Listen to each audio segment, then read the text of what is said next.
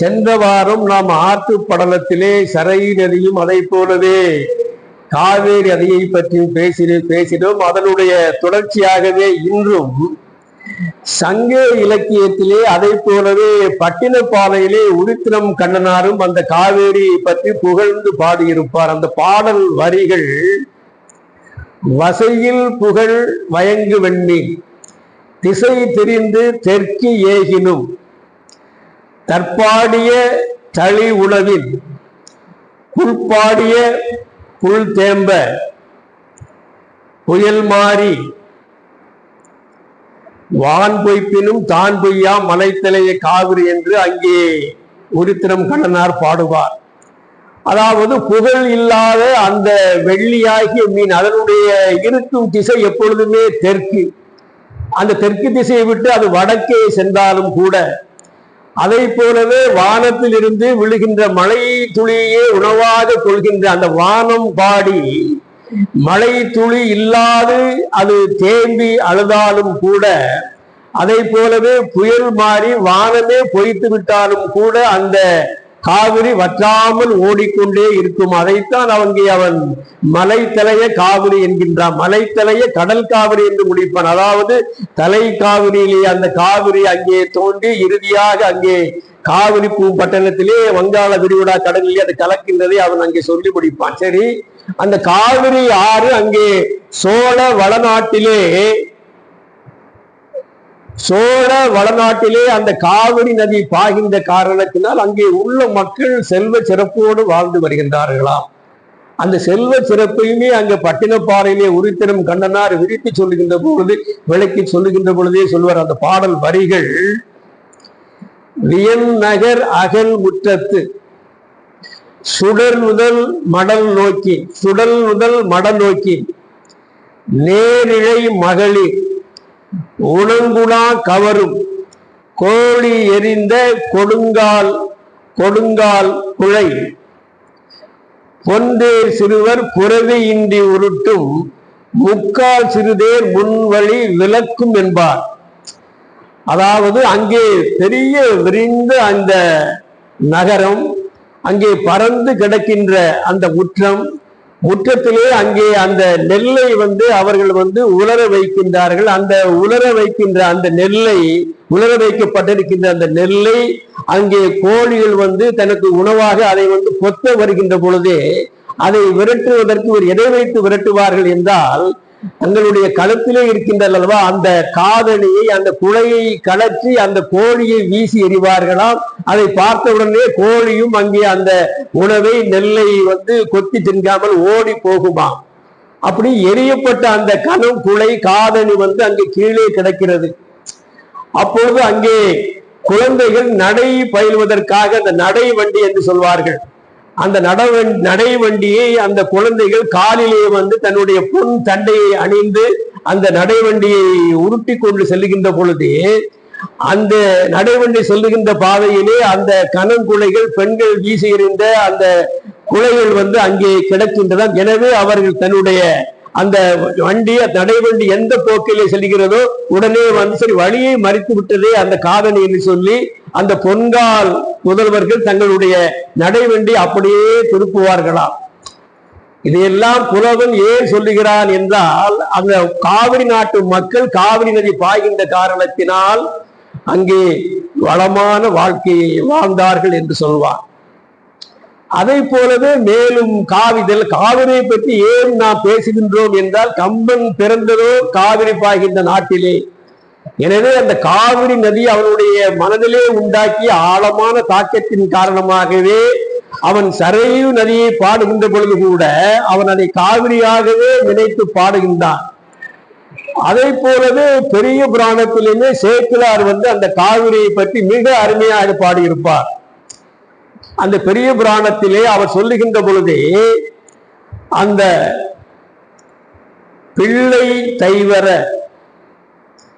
பெருகு பால் சொறி முலை தாய் அன்ன மல்லர் வேனிலில் மணல் திடர் பிசைந்து வருட வெள்ள நீர் இருமருங்கு கால் மிதந்து ஏறி பள்ள நீள்வயல் பருமடை உடைக்கும் பால் என்பார். அதாவது அங்கே காவிரி அந்த கரையிலே வெயில் காலத்திலே நீர் இல்லாத காலங்களிலே அவர்கள் அங்கே மணல் திட்டுக்களாக கிடக்கின்றதா. அந்த மல்லர்கள் என்றால் உழவர்கள். அவர்கள் அந்த மணல்களை அப்படியே கைகளால் பிசைந்து அதை வருட உடனே அந்த மணல் திட்டுகளிலிருந்து வெள்ளம் அப்படியே அந்த இருமரங்கும் கால்வாயில் பாய்ந்து ஓடி மிதந்து ஏறி அங்கே அந்த பள்ள நீள்வயல் பருமடை உடைக்கும் பால் என்று அங்கே சொல்லுகின்ற பொழுது அந்த பள்ளமான நீள வயல்களிலே அந்த பருமடையை உடைக்கின்ற அளவிற்கு வேகத்தோடு அங்கே அந்த காவிரி வெள்ளம் பாயும் என்று அங்கே சேக்கிழாரும் அந்த காவிரியை பற்றி சொல்லுவார் என்று சொல்லி மேலும் சொல்லுகின்ற பொழுது, சரி, கம்பன் காவிரியை பற்றி இந்த அளவிற்கு அவன் சரை நதியை போற்றி எழுவதற்கு அடிப்படையாக இருந்த காவேரியை பற்றி இதுவரை நாம் பேசினோம். சரி, அதை போலவே கம்பனே கம்பராமாயணத்திலே பல இடங்களிலே அந்த ஆறுகளை பற்றி பேசி இருக்கின்றான். அந்த ஆற்று படலத்திலே அந்த முதல் பாடலாக ஆசலம் புரி ஐம்பொறி வாளியும் காசு அலம்பும் முலையவர் கண் எனும் பூசல் அம்பும் நெறி புறம் திரளா நெறி புறம்பா நெறி பிறளா கோசலம் புனை ஆற்று அணி கூறுவாம் என்று அங்கே அந்த முதல் பாடலிலே முடிப்பான். சரி, இதனுடைய பொருள் என்னவென்றால், அந்த ஆசலம் புரி ஐம்பொறி வாளியும் என்றால் மெய் வாய் கண் மூக்கு செவி என்கின்ற 5 பொறிகளுமே உறுப்புகளுமே நம்முடைய மனத்தை அங்கே திசை திருப்புமா.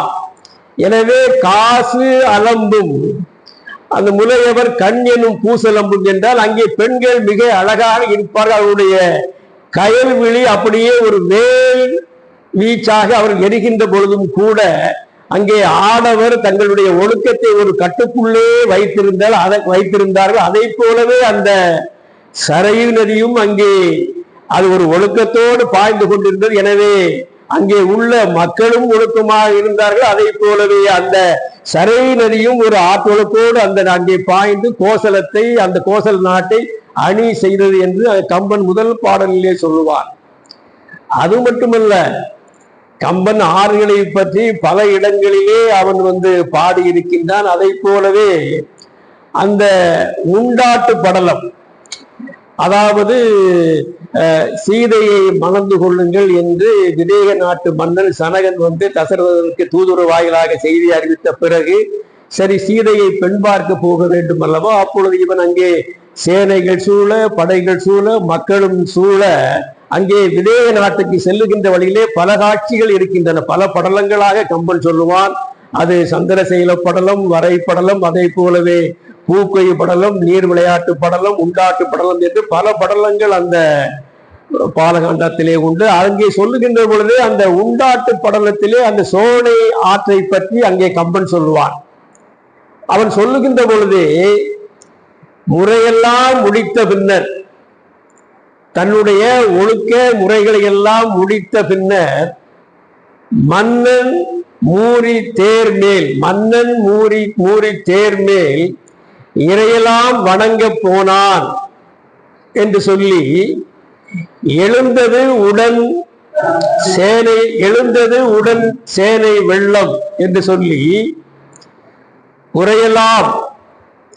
குறையெல்லாம் சோலையாக, குழியெல்லாம் செங்கழு கழுநீராக, அதை போலவே துறையெல்லாம் அன்னமாக சோனை ஆற்றை அன்று அடைந்தது என்று முடிப்பான். சரி, அங்கே தசரதன் தன்னுடைய முறைகளை, ஒழுக்கங்களை எல்லாம் கை கொண்டு அவற்றையெல்லாம் முடித்த பின்னர் அந்த வலிமையான தேர் மீது அவன் ஏறுகின்றான். அவன் தேர் மீது ஏறுகின்ற பொழுது அவன் கூட வந்த மன்னர்கள் எல்லோரும் அவனை அப்படியே வணங்கி மகிழ்கின்றார்கள். அவன் வணங்கிய பின்னர் இவன் தேரில் ஏறி அமர்ந்தவுடனேயே அவன் கூடயே வந்த அந்த சேனை வெள்ளமும் படைகளும் வெள்ளம் போல் அவன் கூடயே சென்றது. அந்த சோலை ஆற்றிலே அங்கே பார்க்கின்ற பொழுது மணல் திட்டுக்கள் நிறைய இருக்கிறது. அதை ஆற்றிடை குறை என்று சொல்வார்கள். அந்த ஆற்றிடை குறையிலே பல சோலைகள் எல்லாம் இருக்கின்றன. சோனை ஆற்றங்கரையிலே அந்த ஆற்றினை குறையிலே அப்படியெல்லாம் இருக்கின்றன. அதை போலவே அங்கே அந்த குழியான இடங்களில் எல்லாம் செங்கல் நீர் எல்லாம் அங்கே பூத்து குலுங்குகின்றது. அதை போலவே அந்த சோனை ஆற்றங்கரையிலே துறைகளிலே அங்கே செந்தாமரை பூக்கள் பூத்து குலுங்குகின்றன. அத்தகைய ஆற்றை அடைந்தார்கள் என்று அங்கே கம்பன் சொல்லுவான் என்று இப்போதைக்கு என்னுடைய உரையை முடித்து மீண்டும் தொடரும் என்று சொல்லி முடிக்கிறேன். நன்றி, வணக்கம்.